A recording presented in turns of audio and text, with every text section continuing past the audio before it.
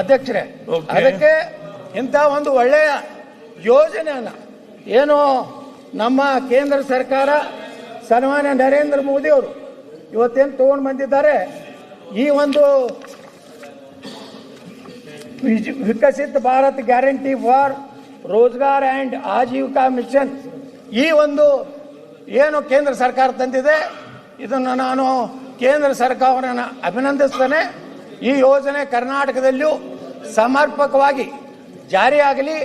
ಇವತ್ತು ನಾವು ಮುಖ್ಯಮಂತ್ರಿಗಳು ವಿನಂತಿ ಮಾಡ್ಕೋತೀನಿ, ಇದು ಕೇವಲ ಕೆಲವು ಪಕ್ಷದ ಒಂದು ಸಂಘರ್ಷಕ್ಕಿಳಿಲಾರ್ದೆ ಇದರಲ್ಲಿ ಏನಾದರೂ ಇನ್ನೂ ಸಲಹೆಗಳಿದ್ದರೆ ರಾಜ್ಯ ಸರ್ಕಾರ ಕೊಟ್ಟು ಈ ಯೋಜನೆಯನ್ನು ಕರ್ನಾಟಕದಲ್ಲಿ ಸಮರ್ಪಕವಾಗಿ ಜಾರಿ ತರೋದ್ರ ಮೂಲಕ ಜನರಲ್ಲಿ ಇನ್ನೂ ಉದ್ಯೋಗ ಅವಕಾಶಗಳನ್ನು ಹೆಚ್ಚು ಮಾಡುವಂಥ ಆ ಒಂದು ಹಿನ್ನೆಲೆಯಲ್ಲಿ ಈ ಯೋಜನೆಯನ್ನು ವಿರೋಧವನ್ನು ಮಾಡೋದನ್ನು ಬಿಟ್ಟು ಇವತ್ತೇನು ಮಾನ್ಯ ಮುಖ್ಯಮಂತ್ರಿಗಳು ಈ ಸದನದಲ್ಲಿ ಏನು ಒಂದು ಪ್ರಸ್ತಾವನೆ ತಂದಿದ್ದಾರೆ ಅದನ್ನು ವಾಪಸ್ ತಗೋಬೇಕು.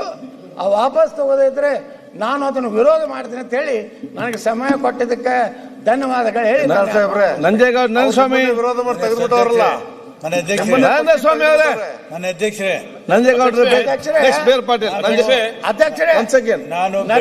ಅವರು ಹೇಳ್ತಾ ಇದ್ದಾರೆ ಬೆಳಗ್ಗೆಯಿಂದ ನಾನು ಇಲ್ಲಿಯವ್ರು ತೆಗೆದಿರ್ಬೋದು, ನಂಜೇಗೌಡ್ರೆ ಜನರಿಂದ ತೆಗಿಲಕ್ ಆಗುದಿಲ್ಲ. ನರೇಂದ್ರ ಸ್ವಾಮಿ ಅವರು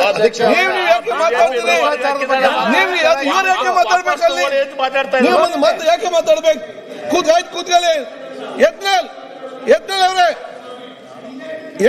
ಕೂತ್ಕೊಳ್ಳಿ. ಅಲ್ಲಿ ನೀವು ಅಲ್ಲಿ ರಿಪ್ಲೈ ಮಾಡಬೇಡಿ. ಯಾರು ರಿಪ್ಲೈ ನಂಜೇಗೌಡ್ರೆ